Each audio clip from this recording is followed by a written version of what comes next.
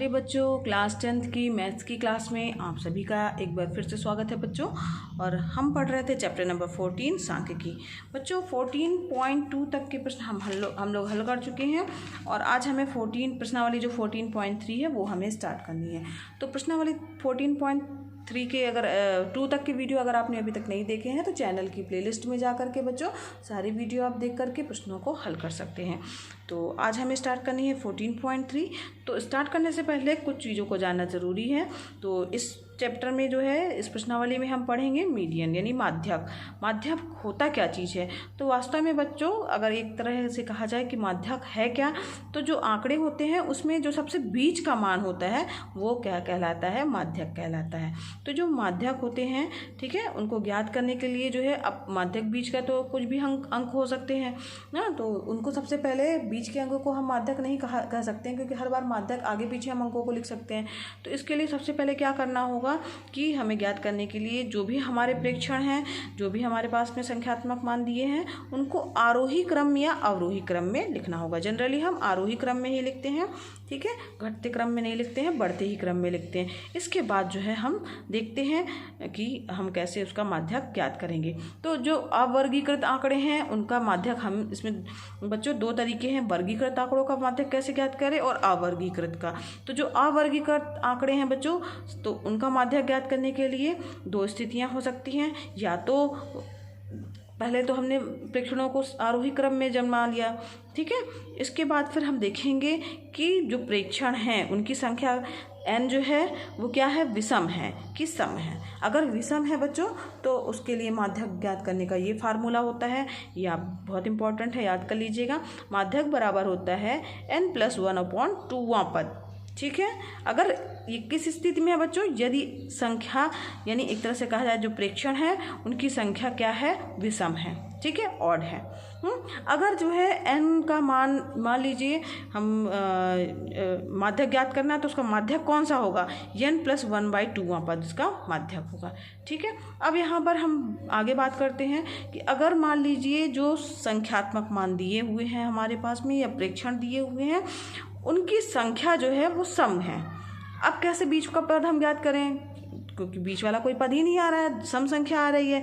तो इसको ज्ञात करने के लिए हम कैसे माध्यक ज्ञात करेंगे बच्चों? उसका ये फार्मूला है, ये भी आप अच्छे से दिमाग में रखिएगा, याद कर लीजिएगा, पहले भी आप पहले की क्लासों में भी पढ़ चुके होंगे।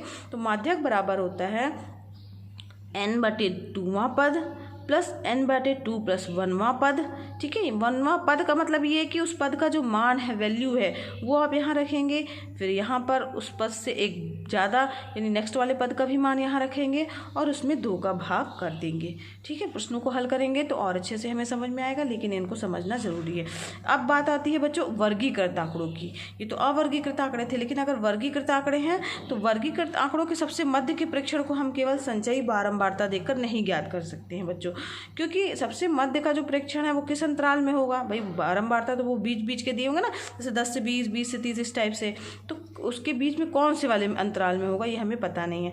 तो इसको ज्ञात करने के लिए हम सभी वर्गों की संचयी बारंबारताएं ज्ञात करते हैं और जो संख्यात्मक मान है यानी n/2 भी ज्ञात करते हैं, ठीक है। इसके बाद बच्चों क्या करते हैं, अब हम वह वर्ग खोजते हैं जिसकी संचयी बारंबारता जो है वो n/2 से अधिक और उसके निकटतम है। इस वर्ग को क्या कहा जाता है? माध्यक वर्ग कहा जाता है, मीडियन क्लास कहते हैं, ठीक। और जो ये माध्यक वर्ग होगा उसी के अनुसार जो है हम माध्यक ज्ञात करेंगे। तो माध्यक बराबर होता है L+n/2 माइनस CF यानी संचयी बारंबारता हो गई उसकी, अपॉन F यानी बारंबारता इंटू H, जहाँ पर L क्या है ये फार्मूला याद कर लीजिएगा बच्चों। जब वर्गीकृत आंकड़े होंगे तब उनको ज्ञात करने के लिए हम इसी फार्मूले का प्रयोग करेंगे। तो L जो है वो क्या है? माध्यक वर्ग की निम्न सीमा है, n प्रेक्षणों की संख्या है, CF जो है वो माध्यक वर्ग से ठीक पहले वाले वर्ग की संचयी बारंबारता है और F क्या है? माध्यक वर्ग की बारंबारता है बच्चों। H जो है वो हमारे पास में वर्गमाप दी हुई है। तो यहाँ पर माध्य और बहुलक में एक संबंध भी हमारे पास में निकल के आ रहा है कि माध्यक में अगर हम 3 का गुणा कर दें तो वो बहुलक +2 × माध्य के बराबर होता है। तो ये फार्मूले बच्चों आपको याद कर लेने हैं। आइए बढ़ते हैं प्रश्नावली 14.3 की ओर। तो पहला प्रश्न है बच्चों, निम्नलिखित बारंबारता बटन किसी मोहल्ले के 68 उपभोक्ताओं की बिजली की मासिक खपत दर्शाता है। इन आंकड़ों के माध्यक, माध्य और बहुलक हमें ज्ञात करना है और इनकी हमें तुलना करना है। यहाँ पर दिया हुआ है, इसे देखते हैं कैसे हल करेंगे। तो बच्चों इस तरीके से आपको अपनी टेबल पर तैयार कर लेनी है। तो ये दिया हुआ है हमें, यहाँ पर हमें एक और बारंबारता ज्ञात करनी है जो है एक संचयी बारंबारता। तो यहाँ पर जो है संचयी बारंबारता 4, तो 4 हो जाएगा। इसके बाद इसके नेक्स्ट वाले पद में जोड़ते जाएंगे। 4 में 5 जोड़ेंगे कितना आएगा बच्चों? 9 आएगा। 9 में 13 जोड़ेंगे तो कितना आएगा? 22 आएगा।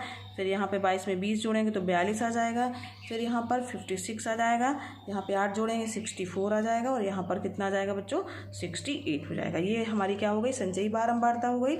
यहाँ पर n, यहाँ पे इसको ज्ञात करेंगे तो ये हमारा क्या हो गया? n = 68 हो गया। ठीक है ना। और यहाँ पर संचयी बारंबारता जो है ये हमने ज्ञात कर ली है। ठीक, अब यहाँ पर हमें क्या ज्ञात करना है? तीनों चीज़ें ज्ञात करनी है। ये हम माध्यक के लिए बच्चों कर रहे हैं कि माध्यक हम कैसे ज्ञात करेंगे। ठीक है, तो यहाँ इसके लिए हम क्या करेंगे? तो यहाँ पर बच्चों सबसे पहले हम n/2 ज्ञात करेंगे। तो n/2 यानी 68/2 यानी कितना हो गया? 34 हो गया। तो ये जो 34 है वो हम देखेंगे कि वो किधर के लगभग आ रहा है, किस वर्ग के अंतर्गत आ रहा है बच्चों। तो 34 जो है वो इसके 22 से ज़्यादा यानी किसके बीच में आ रहा है? 125-145 के बीच में आ रहा है। ठीक है, ये समझ रहे हैं आप? 125-145 के लिए आ रहा है। तो क्या लिखेंगे कि यह प्रेक्षण वर्ग 125 से 145 में आता है। अतः 125 और 145 जो है वो क्या होगा? हमारा माध्यक वर्ग होगा। ठीक है, अब L निम्न सीमा क्या है? 125 हो गई। ठीक है, संचयी बारंबारता इसकी क्या आ गई है? 22 हो गई है बच्चों। ठीक है, ये यहाँ पर CF जो है वो 22 हो गई है। F का मान कितना है? यहाँ पर 20 है। और H बराबर क्या हो जाएगा? इन सब में कितने का अंतर है? डिफरेंस है, तो 20-20 का अंतर है। ठीक है, तो माध्यक का क्या फार्मूला होता है? माध्यक बराबर होता है L + n/2 - CF/F × H। ठीक है, ये फार्मूला आपको याद होना चाहिए। तो यहाँ पर सब मान रख देंगे। 125 + 34 - 22/20 × 20। इसको हल कर लेंगे बच्चों। ये हमारा आ गया 125 + 12 हो जाएगा। ये कट जाएगा, इसमें घटाएंगे 12 आ गया। और ये कितना हो गया? 137। ये कुछ दिया नहीं है यूनिट, तो इकाई हो गया। ये क्या हो गया? हमारा माध्यक। ठीक है, अब माध्य ज्ञात करने के लिए हम क्या करेंगे?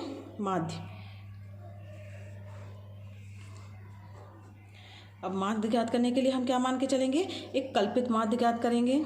माना कल्पित माध्य।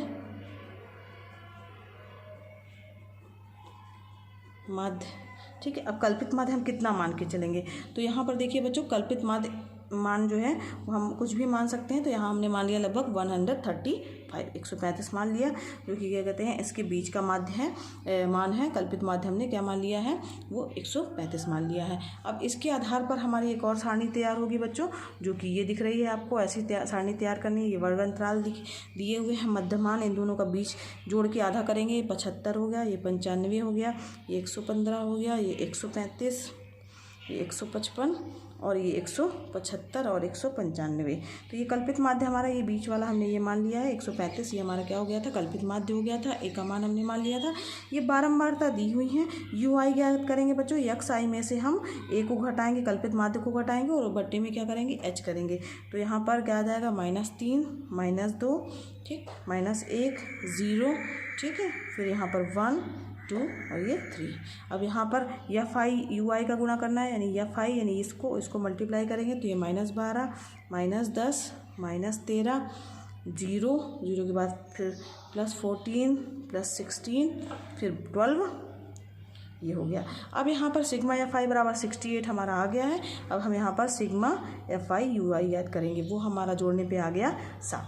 ठीक, अब हम माध्य वाला फार्मूला लिख देंगे बच्चों। समांतर माध्य का क्या फार्मूला होता है?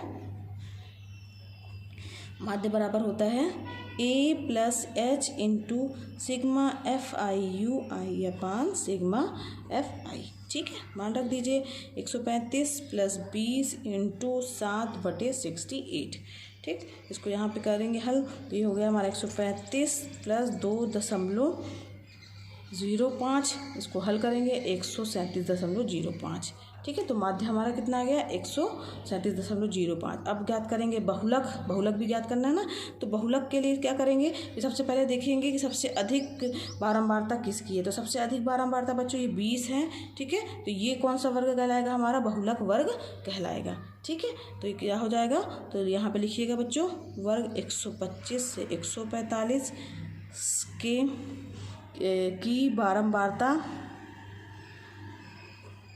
की बारंबारता सबसे अधिक है, अतः 125 से 145 बहुलक वर्ग होगा, ठीक है। तो अब L बराबर 125, H बराबर 20, F1 बराबर कितना हो गया हमारा बच्चों, F बराबर 20, F0 बराबर हो जाएगा 13 और F2 बराबर क्या हो जाएगा 14, ठीक है। ये यहाँ से हमने ये पहले वाला, ये बाद वाला 14 हो गया, ये F1 जो है वो 20 हो ही गया है। अब यहाँ पर हम उसका फार्मूला लगा देंगे बहुलक ज्ञात करने का।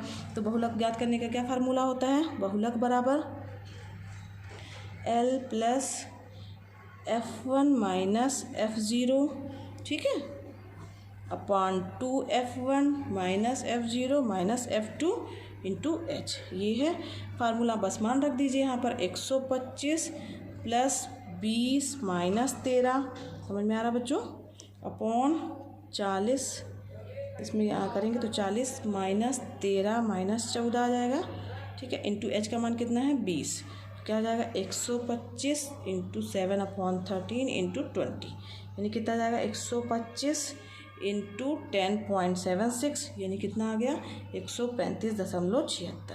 तो ये देखिए ये यहाँ पर क्या हो गया, बहुलक का मान ज्ञात हो गया है। तो इस तरीके से बच्चों बहुलक, माध्य और माध्यक ये तीनों मान बच्चों एक ही आ रहे हैं। तो इससे हमें ये पता चल रहा है कि लगभग जो है वो तुलनात्मक रूप से तीनों माप जो है वो लगभग क्या है, समान है। तो बच्चों आज के लिए बस इतना है। इसके आगे के प्रश्न जो है हम नेक्स्ट वीडियो क्लास में हल करेंगे।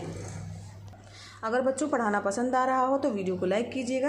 अगर चैनल पर नए हैं तो चैनल को ज़रूर सब्सक्राइब कीजिए। और ये वीडियो क्लासेस एकदम फ्री हैं, तो आप भी इसका लाभ लीजिए, दूसरे बच्चों को भी शेयर कीजिए ताकि वो भी इसका लाभ ले सके। धन्यवाद बच्चों, मिलते हैं नेक्स्ट वीडियो क्लास में।